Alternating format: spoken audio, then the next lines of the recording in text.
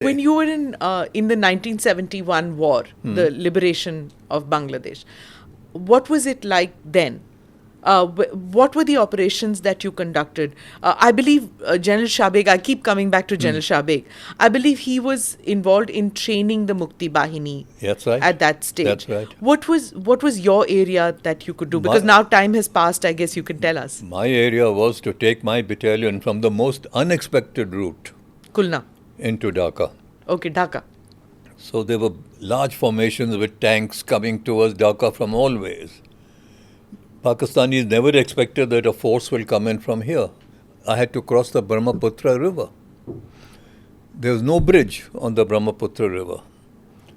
And to cross a river, take your whole battalion across and then get behind the enemy. My task was get behind the enemy, trap him there, and then we have a para-drop at a place called Tangail.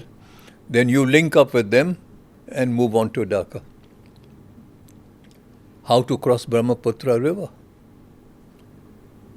So we decided the only way is we go in country boats, huge fishing boats. How many men were you? We were about 600. Okay. So about 30 to 40 in a boat, about 20 boats. So in 3 days or 4 days, we collected all these boats.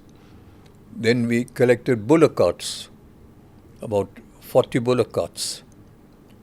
We said we'll put our heavy weapons and ammunition and rations on these bullock carts. Because once we've crossed the Brahmaputra river, how do we start advancing? We have no trucks, we have no transport, we are on foot, man-pack basis. So the bullock carts will carry our luggage. So we mustered these boats. We got into the boats, one person with a torch in each boat, flashing the torch here, flashing, because we crossed at night. At night, we went across the Brahmaputra river silently. Pakistan is there on the other side. They didn't know that we are crossing the Brahmaputra river. We got across and we got behind this post called Jamalpur. And we dug in there, in paddy fields. I could see the post in front. 2 nights we stayed dug in there, behind this Jamalpur post. Buses and trucks and all moving on the road. We kept quiet. They didn't know any soldiers were sitting here. Carried out a little reconnaissance at night, found out exactly where these Pakistanis are, and we were planning our attack, to attack Jamalpur now. Meanwhile, they got the scent that there's some people sitting behind us. In the paddy fields. In the paddy fields. They said, must be Mukti Bahini, this, that, and the other, must have infiltrated, they must be there. We'll rush them. Meanwhile, General Nyazi sent them a message to say that Indian army is coming from all directions, Dhaka is now being threatened, we are short of forces, you fall back on Dhaka now. So, the whole battalion, 31st Baluch, they got ready with their weapons, they got into their vehicles, and suddenly from the paddy fields, we see headlights coming towards us, you know. No. They're rushing down the road, coming down the road in a single file like this. So I had groups on both sides of the road with rocket launchers and all that. Fire. Ambushed them on the road. Ambushed them on the road. They started jumping out of the vehicles, shouting, Allahu Akbar, this, that, and the other. Some people started charging towards our trenches. We were in our trenches in the paddy fields. Some are lying on the road, dead, wounded. Some are rushing towards us, and we knocked them out while they were coming. Hundreds of them were killed in that operation. Eventually, a group came out from Jamalpur carrying a white flag. Surrender. We surrender. So I sent a Major Nambiar, to go in there and accept their surrender. The same who became General Nambiar then? General Nambiar. Okay, he was Major then. He was a Major. He was my company commander. His brother was in the Foreign Service. Yeah. He was ambassador and whatnot. Very good family. So I told Nambiar, you go get the surrender. So they surrendered. And then now how did we get to that place? We were marching and bullock carts were carrying our weapons and our rations. So the Tangail paradrop has not yet happened. Not yet happened. Okay. Now, the day this action took place in Jamalpur, 4 p.m., paradrop was to take place at Tangail, 4 p.m. And now it was 6 a.m. How do we get there? And if we don't get there and a paradrop takes place, Pakistan... Sitting ducks. Would come with their tanks and all that. Yeah. So I sent my officers, including Nambiar. I said, let's muster whatever transport we can. Buses, trucks, fire engines, automobiles, auto rickshaws, vans, multitude of vehicles we mustered. We all got into those vehicles and started moving towards Tangail. 4 o'clock, the paratroopers dropped there. 4:15, we are in Tangail. And they were also Marathas, the paratroopers. Yeah. Second Marathas, we were first Marathas. Bolo Chhatrapati Shivaji ke Maharaj ki jai, Chhatrapati Shivaji Maharaj ki jai. We embraced this, day and the other. And we had their chap called Tiger Siddiqui from Bangladesh. Yes. He was waiting there also. And then from there... What a warrior. Warrior. There are stories about Tiger Siddiqui which are like... He was like a warrior. Yes. He would march like Hitler, Gestapo step, you know. He saluted us and all that. And then we moved to Dhaka. Now we get to the outskirts of Dhaka. We are not in communication with anyone in the Indian Army. We are not in radio touch with anyone. We can't speak to anyone somehow. Out of range, this, that, and the other. We get to a place called Mirpur Bridge, which is outskirts of Dhaka. And we dug in. We said, we can see Dhaka in front. On the radio, we are hearing announcements from Manik Shaw to say, surrender. I ask you all to surrender. We'll be given Geneva Convention treatment. We'll look after you. Why do you want to give your lives? Please surrender. Oh, you heard this legendary speech of General Manik Shah. Manik Shaw. Not once, not twice. He repeated it about 6 times. You know? Yeah. I'm asking you to surrender.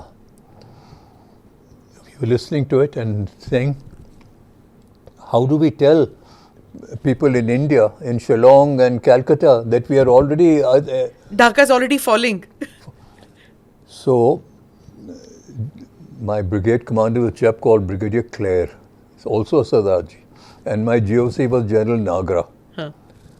Very fine man. Yes. So, Nagra said, why don't we send a patrol to the bridge to see if there's anyone there? We sent a patrol. We found the bridge abandoned.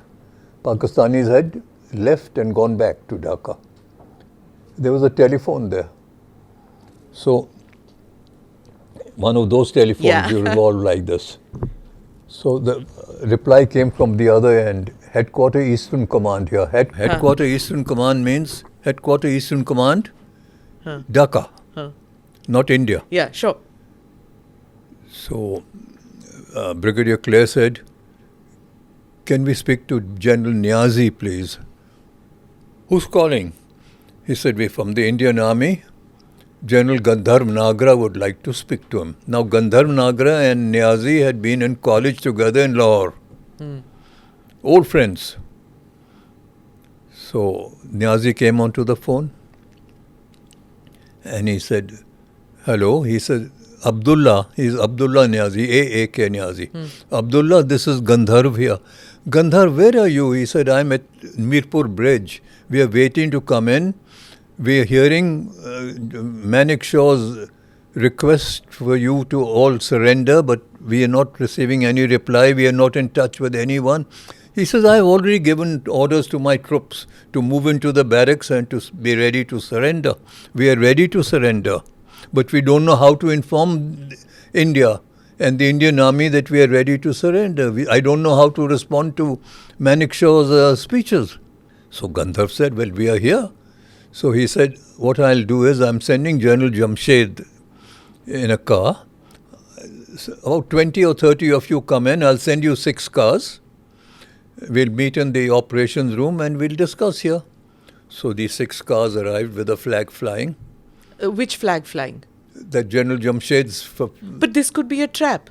Could be a trap. But then at that time, soldiers take a chance, isn't it? Could be a trap. Okay. But we said we will take this risk. So we got into these cars. Because by that time... Have you called back command headquarters? Well, you haven't. You take the decision there. We took the decision. General Nagra took the decision. We're driving in with General Jamshed, asking the driver, what is that? He says, the university. And what is that? That's the race course. So we get into Headquarters Eastern Command. And a young officer comes out, maybe staff officer to Nyazi. He says, General Nyazi is in the office. So Gandharv Nagra and Brigadier Clare walk in. I'm just along with them. They embrace each other. He says, hello Gandharv. He says, hello Abdullah, how are you? Unbelievable. How are you? So he says, हम तो surrender करने को तैयार हैं. We have lost the battle. I've ordered the troops into barracks. They're all in barracks. But I don't know how to inform you all. He said, well, we'll come to your headquarters and we'll continue trying to get in touch with India. What's his body language like, General Nyazi? Is he looking dejected, depressed? He's a general who's lost a war. They were expecting the 7th Fleet to come. They were expecting help from Pakistan. Dejected. He was feeling let down that West Pakistan has let them down. What was his, like, you're saying he got up and hugged? Yeah. And what did he say? Old schoolboy friendship, you know. Okay. Really, then we got into... Was he armed? He had his revolver. He had his revolver. Yeah. Okay. We were all armed. Okay. So somehow or the other, from his office, through one of our channels, we managed to get through to Shillong. Passed a message there to General Jacob, Chief of Staff, to say we are already in Dhaka, we are sitting in Nyazi's office. He's ready to surrender. But he doesn't know how to inform you, and we are not in touch with anyone either. So he said, let me tell the army commander. So he spoke to General Arora, and they said, Jacob said, I'm coming down by helicopter. I'll land there, and then set up a meeting between General Nyazi and me. But General Arora also came? No.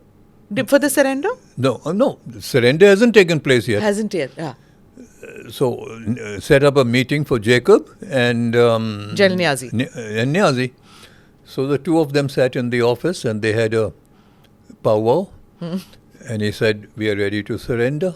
So, he said, then I'll ask my army commander to come down, and then between you and the army commander, you sign the documents of surrender. So, it was decided that 4:30, surrender ceremony will take place at the race course in Dhaka.